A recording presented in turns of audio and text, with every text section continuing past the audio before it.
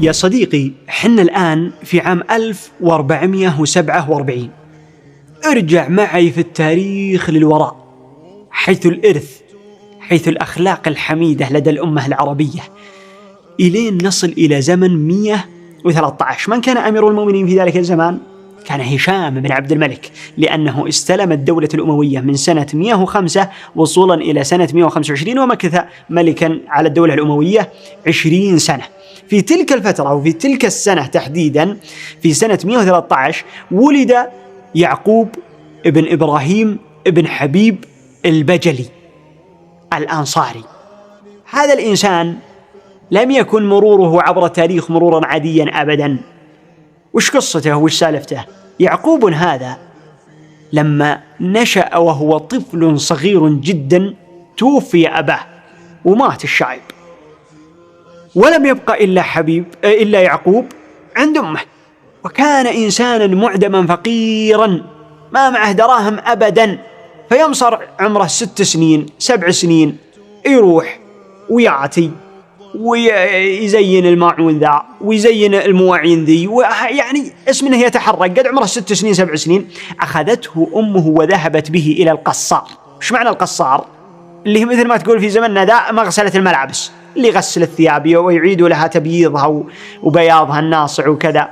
وقالت ولدي ذا أبيه يشتغل عندك وتعطيه أجرة يومية أو شهرية حسب الاتفاق بينهم. يشتغل عندك، ينظف السطل من الماء اللي فيه، يغسل السطول، يجيب لك ماء، يودي الملابس مثلا للبيوت، وهكذا يعني. قال ما من بحث، خليه يشتغل عندي. واشتغل الغليم عند هذا القصار. الغليم أنت يا يعقوب كان لما جاء وقت الصلاة ذهب إلى المسجد وصلوا الناس، ولمنهم ظهروا من الصلاة من المسجد يلاحظ إن فيه مجموعة من الناس يجتمعون حول شيخ عالم رباني بين عليه صفات العلم صدق، ويجتمعون عنده ويحتلقون حوله ويبدأ يقول لهم العلم، والناس تدرس وتكتب، واللي يكتب واللي يقيد واللي. فيعقوب مع كل صلاة يقرب من ذا الحلقة العلمية على شوي شوي على شوي شوي على شوي شوي. فلما اقترب منها في يوم من الأيام قال: من هذا الشيخ اللي يحدث على الناس اللي يعلمهم؟ قالوا: هذا أبو حنيفة. أبو حنيفة المعروف العالم. قال: أبو حنيفة المشهور؟ قال: والله الله معروف بعلمه وأدبه وسمته. قال: وماذا يعلمهم؟ قالوا: يعلمهم الأدب والعلم والشريعة وعلوم كثيرة يعني.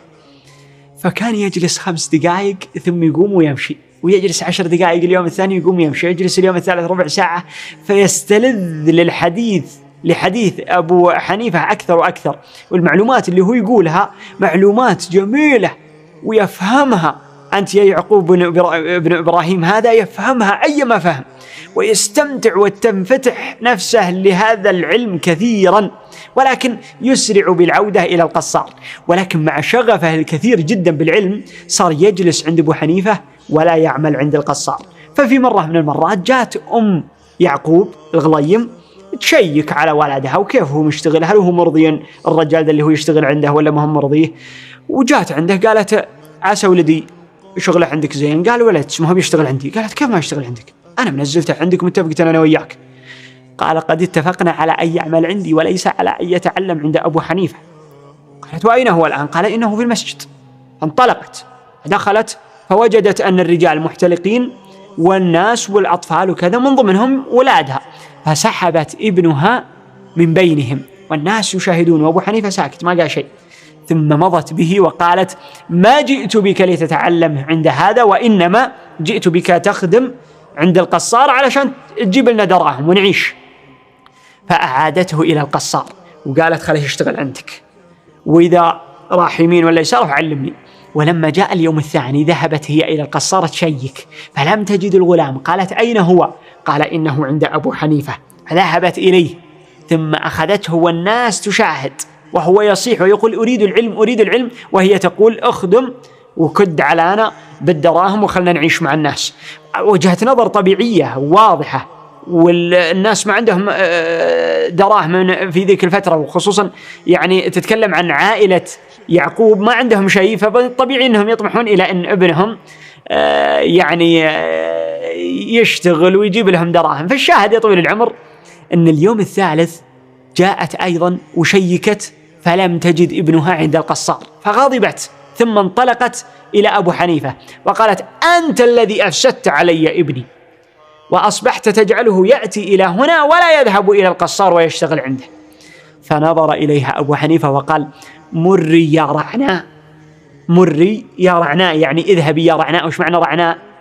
مأخوذ من الرعونة أي الحمق، تصرف أحمق، أي أن في تصرفك هذا حماقة. مري يا رعناء، فوالله إني الآن أعلمه كيف يأكل الفالودج بدهن الفستق. كان الفالودج بدهن الفستق حلا في ذاك الوقت يعتبر هو الترند في زمانهم، وهو الحلا اللي وين اللي يأكلونه، ما يأكلونه إلا الملوك وأبناء الملوك والناس اللي عندهم دراهم واجد جدا يجدون الحلا اللي هو فالودج مدهون بدهن الفستق. نكهة أسطورية وحلا تاريخي. فأبو حنيفة يقول: إنني الآن أعلمه كيف يأكل الفالودج بدهن الفستق. فمري. فقالت: إنما أنت يعني تقول ما لا تفهم، كيف تعلمه أكل الفالودج بدهن الفستق وأنت الآن جالسا هنا وتعلمه الحديث وتعلمه علوما قد لا توصله إلى الأموال، بل دعه يعني يشتغل ويكسب وتجاره وربحه كذا. فذهبت به إلى القصار، ولكن الفتى كان مصرا جدا على أن يتعلم لدى أبو حنيفة. وأبو حنيفة عني بهذا الفتى أكثر، وحس بشفقة هذا الفتى للعلم، شفقته وحبه للعلم ورغبته. الناس الثانيين الطلبة الثانيين جايين يدفونهم آبائهم، هذا الولد يجيني يتعلم عندي علم بأن أمه تمنعه، لكن يجيني برغبته، معناته أي معلومة بعطيه إياها سيتلقفها عقله بكل تمسك وكل ذكاء ودهاء. فكان يعلمه. فمن ثم رضيت الأم بأن يبقى ابنها يتعلم عند أبو حنيفة. ما في حيلة هالغليب. وترى من يحاول يعدل السيل مثل من يحاول يعدل السيل من منحه. سيل جارف ناحية من النواحي خلاص ما عاد تقدر عليه، منعته، ولكن في نهاية المطاف الغلام أراد التعلم، ومن ثم تعلم عند أبو حنيفة. زاد علمه ثم زاد حتى اشتهر أمره وطار خبره، وذكر في كل الأقطار وفي كل الأمصار بعلمه وشريف أدبه وسؤدده وذكائه وأدبه. المهم طال عمرك وصلنا إلى زمن هارون الرشيد الخليفة العباسي الخامس، بعد هشام بن عبد الملك توالى وخلفاء بني أمية حتى سقطت الدولة الأموية، ثم جاء أبو العباس السفاح، ثم أبو جعفر المنصور، ثم المهدي، ثم الهادي، ثم جاء هارون الرشيد. ولما جاء هارون الرشيد جعل منصبا جديدا. وش اسم ذا المنصب؟ قاضي القضاة. يعني إذا مثلا قاضي حكم بمسألة ثم قاضي ثاني حكم بمسألة تخالف حكم ذاك القاضي، فيصير فيه قاضي قضاة يقضي بينهم. وهذا المنصب لم يكن موجودا من قبل، ولكن استحدثه هارون الرشيد وجعل هذا القاضي اللي هو قاضي القضاة يعقوب ابن إبراهيم ابن حبيب البجلي، ذلك الفتى الذي كانت أمه تمنعه من العلم، أو بالأصح يعني تجبره على أن يعمل عند القصار أكثر مما تمنحه الفرصة لدى التعلم عند أبو حنيفة. فشغل هذا المنصب وأصبح قريبا جدا من هارون الرشيد. وفي يوم من الأيام هم جالسين على مائدة الطعام ويأكلون والصمت يعم الجميع، هارون الرشيد أخذ طبقا ثم قربه إلى يعقوب ابن إبراهيم، وكان يكنى أبو يوسف، فكان يقربه لأبو يوسف هذا العالم الجليل قاضي القضاة ويقول: كل من هذا يا أبا يوسف فإنه لا يصنع كل يوم. فنظرت إليه أنا يا أبو يوسف فقلت: ما هذا يا أمير المؤمنين؟ قال: هذا فالودج دهن بدهن الفستق فكله يا أبو يوسف. يقول: فابتسمت وتذكرت ما قد مضى، فسألني هارون: عن ماذا تضحك؟ أو ما الذي يضحكك وما الذي يجعلك تتبسم؟ فأخبرته بالقصة كاملة. قال: والله إن أبو حنيفة كان يقول إنني الآن أعلمه كيف يأكل الفالودج بدهن الفستق، وها هو الآن يقدم إلي. وممن؟ حاكم هذه الأمة في زمانه هارون الرشيد. حاكم الدولة العباسية الخامس. فسبحان الله العظيم. وله قصص أيضا جميلة أنت يا أبو يوسف مع هارون الرشيد. يقولون أن هارون الرشيد هو وزوجته زبيدة اختلفوا على إيش؟ على نوعين من أنواع الحلوى، هي تفضل نوع وهو يفضل نوع آخر، فهو يقول أن النوع الذي أنا أفضله من أنواع الحلوى هو الأفضل، وهي تقول أن النوع الذي هي تفضله هو النوع الأفضل، فاختلفوا في هذا. فقالوا سنحتكم إلى أبو يوسف قاضي القضاة، بيجينا هو يسير على دائما يعني، وغالبا أغلب وقته حول الخليفة وكذا. فلما انفرد به الخليفة قال لقد اختلفت أنا وزوجتي على مسألة ونريد منك أن تحكم فيما بيننا. قال ماذا أحكم؟ ما هي المسألة؟ قال اختلفنا حول الحلال الفلاني وحول الحلال الفلاني، كل منا يقول إن ذا الحلال أفضل، هي تقول إن الحلال كذا أفضل وأنا أقول إن الحلال كذا أفضل. قال لا أحكم على غائب يا أمير المؤمنين، يعني الحلال مو موجود قدامي علشان أحكم. قال هارون الرشيد إلينا بأنواع الحلال المختلف فيه، فجابوا الصحنين، صحن من هذا وصحن من هذا، فأكل أبو يوسف فلما أكل وشبع وانتهى جميع ما في الصحنين من الحلال قال ها يا أبا يوسف لمن حكمت، لي أم لزبيدة؟ وش الأحلى من الحلال، ذا ولا ذا؟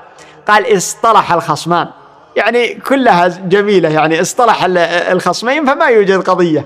فضحك هارون الرشيد وتعجب من ذكائه وكيف أنه لم يفوز هارون الرشيد على زبيدة ولم يفوز زبيدة على هارون الرشيد، وإنما اصطلح الضدان أو اصطلح المتخاصمان، ومن ثم انتهت القضية فلا يوجد حكم.